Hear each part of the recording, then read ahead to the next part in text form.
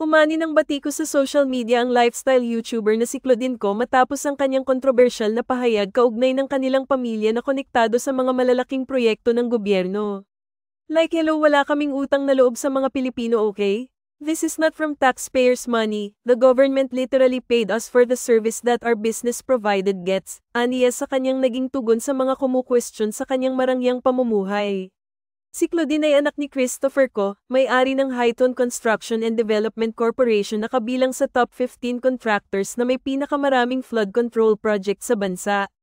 Pamangkin din siya ni Zoldy Ko, CEO ng SunWest Group of Companies na nasa parehong listahan.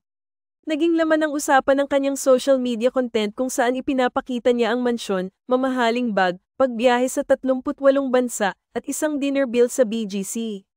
Ngunit imbes na maipaliwanag ng maayos ang issue, mas lalong uminit ang diskusyon nang magtaray siya laban sa mga netizens.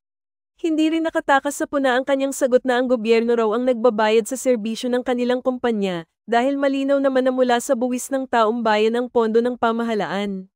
Samantala, deactivated na ang lahat ng social media accounts ni Claudine Ko. Kasabay nito, nagpasabog si Sian Gaza ng blind item post sa Facebook ukol umano sa isang anak ng negosyante na nag-withdraw ng 210 million mula sa isang bangko sa Entertainment City para mailipat sa iba't ibang corporate accounts bago pa magkaroon ng Senate hearing.